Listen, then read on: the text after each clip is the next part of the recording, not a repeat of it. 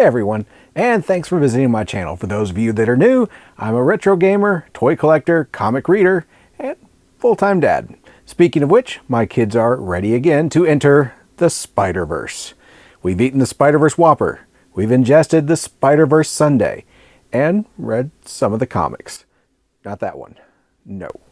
I mean, comics from simpler times when Spidey entered the Spider-Verse. So, let's look at my top 5 times Spidey entered the multiverse. The good old days. Toys, the universe, and everything starts now. Hey girls, where's Optimus at?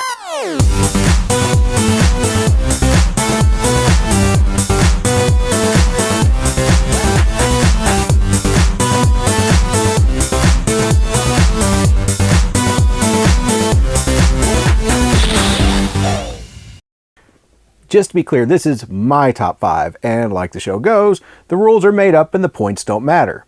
That out of the way, let's set our flux capacitor to 1985 and talk about my number 5 multiversal team up.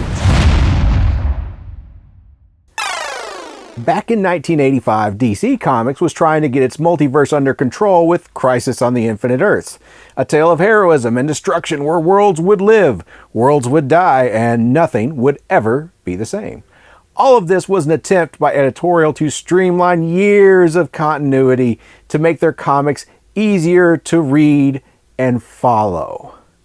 Marvel editorial must have looked across the street and thought,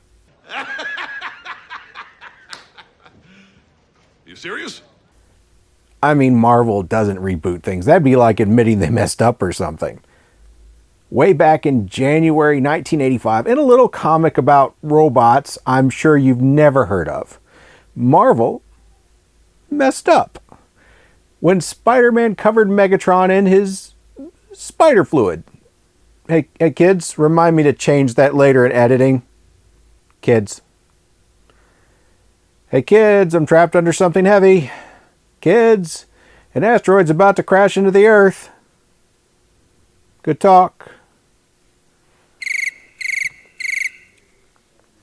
You see, in the 70s and 80s, DC and Marvel were no strangers to licensed comics. Everything from He-Man to Mask to Thundercats to Care Bears, Madballs, Atari, Wind Raiders. Remember that toy? And of course, G.I. Joe and Transformers. It was no big deal for licensed characters like Godzilla, Conan, Red Sonja to be considered part of the Marvel 616 back then. And so when Marvel began a 4-part miniseries about Hasbro's new robot toy, editorial thought, hey, let's put the Spider-Man in it to boost the sales. Oddly, Hasbro shot it down. I know, hard to believe Hasbro doing something stupid. But it was because the Secret Wars toy line was on shelves by Mattel, and Hasbro didn't want their Transformer comic advertising a competing toy. So, Bob Budiansky and Jim Salicrup go back to Hasbro and say, hey, we've got this new black costume for Spider-Man, and Mattel's toy is the red and blue costume. And Hasbro says, sure. And the rest is Marvel canon. Sweet, sweet, ridiculous Marvel canon. Who does Spidey team up with? Optimus? Grimlock? Hot Rod? Bumblebee? Oh, wouldn't you know it? Every time I get set to lube my cable relay, something happens. The Archie Bunker of robots in disguise, Gears. You know, the little blue truck that gripes a lot. Go ding your diodes and get defunct. He complains. And in this comic, teamed up with Spidey, he's apparently like Conan because he takes out Rumble, Frenzy, Ravage, and Soundwave pretty much by himself. And then he survives an encounter with Megatron. Who knew? Not only do we see Spidey meet the bots, but we get a cameo from Nick Fury and Dum Dum Dugan, and even a Reed Richards reference. In issue 8, Ratchet even goes to the Savage Land to find the Dinobots. Sounds like the robots in the skies might have been hiding in the Marvel 616 the whole time, except Marvel editorial did finally admit to a don't ask, don't tell policy on the Transformers, disavowing all knowledge of them ever existing in the main Marvel universe, chalking it up to some editorial confusion. But aren't you forgetting something? Maybe one more day erased more than Pete and MJ's marriage. I should be very angry at you, but for some reason, I just can't get too upset. My number 4 is Spider-Man and Batman in Disordered Minds. The story exists on Earth 7642. Man, that's a lot of numbers. The story exists on Earth 7642 and has the amazing one teaming up with the grumpy one. I mean, can we all just agree the get out of my town, angry all the time Batman has run its course? He basically runs a home for teenage vigilantes out of Wayne Manor. So the I work alone shtick really doesn't float anymore. He's a member of the Justice League. He has like 4 Robins, 3 Batgirls, a couple of Huntresses, and his own worldwide organization of Bat-persons. But Spider-Man coming to town is where Bruce draws the line. Okay, anyway, the Amazing Arachnid and the Dark Knight Detective finally team up to take down the Joker and Carnage, and the hero is the Joker. Because no one's going to kill the Bat but me, right? I mean, honestly, Joker, Harley isn't the only one who got closer than you ever did, Puddin'. So my number 3 is Spider-Man Meets the original cast of Saturday Night Live. Yeah, I'm not sure if this is still in continuity or not, but we have Pete taking MJ to see a broadcast recording of the original Saturday Night Live hosted by Stan the Man Lee, with references to Rick Jones and The Thing. Of course, Pete's date is trashed when the Silver Samurai shows up to reclaim a ring that was mistakenly delivered to John Belushi. The cast does what they can to aid the wall crawler, and we see Belushi's samurai take on the Silver Samurai long enough for Spidey to save the day. To me, nothing beats Samurai Delicatessen, so. Number 2 is probably the GOAT for many of us. The first appearance of the crossover universe, 7642, gives us the first Marvel DC crossover and the second joint publishing effort for the big two. Released in 1976, I had no idea what was going on because I was a baby. So I had no idea that Spider-Man and Superman didn't belong together. I just gleefully teethed on the pages and made happy baby noises. I mean, someone take it away from me. That's an expensive book. Why would you give that to a child? I wasn't alone, however, because no one ever explained how Clark and Pete existed together, and like Eggman said, nobody cares.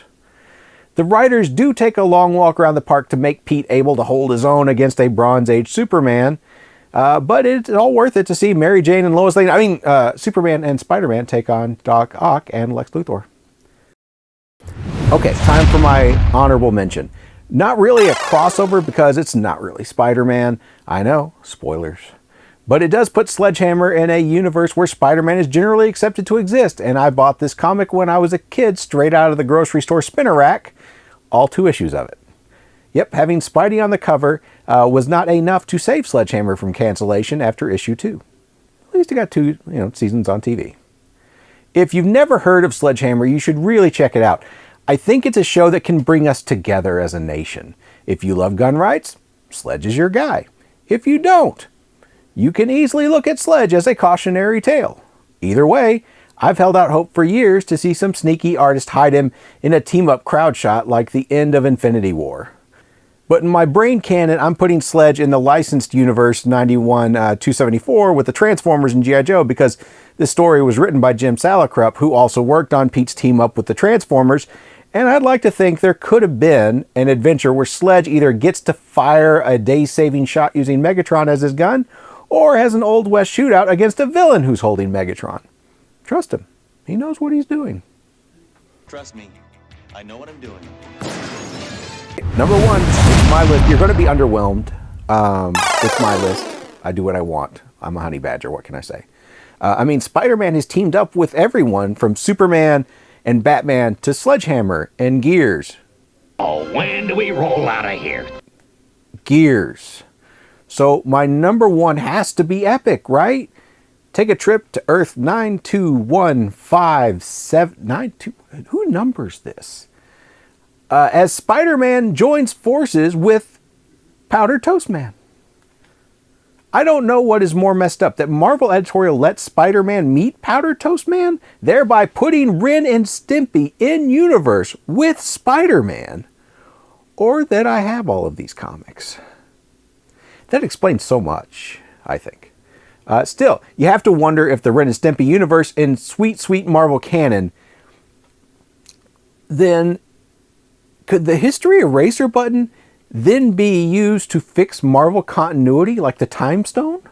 I mean, I wouldn't abuse it or nothing, you know. Will he hold out, folks? Can he hold out? No, I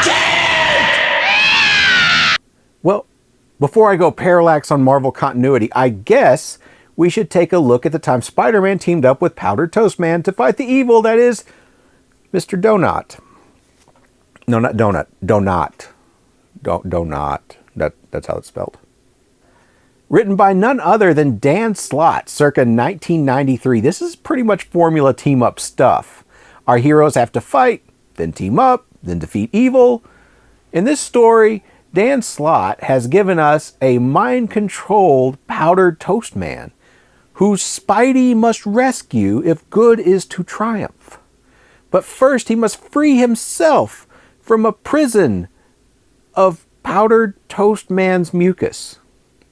Digging deep by thinking of his Aunt May and his bowling partner and some clip art guy, he frees himself from the foul fluid, and together they defeat the donut head guy. Ren and Stimpy then try to convince Spider-Man they got the chops for the superhero biz, and we learn who is stronger, Spider-Man or Powdered Toast Man.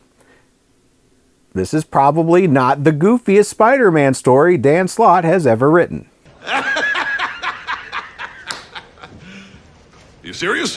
So that's it. My top 5 pan-universe Spidey adventures based on the mood I was in when I wrote this.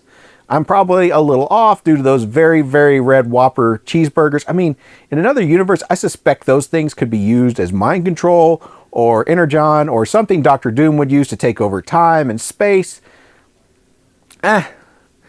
So what do you think? Did I miss a good one? What's your favorite? There's no wrong answers, so let me know in the comments. Remember, no matter what your questions are about toys, the universe, and everything, the answer is always to have fun.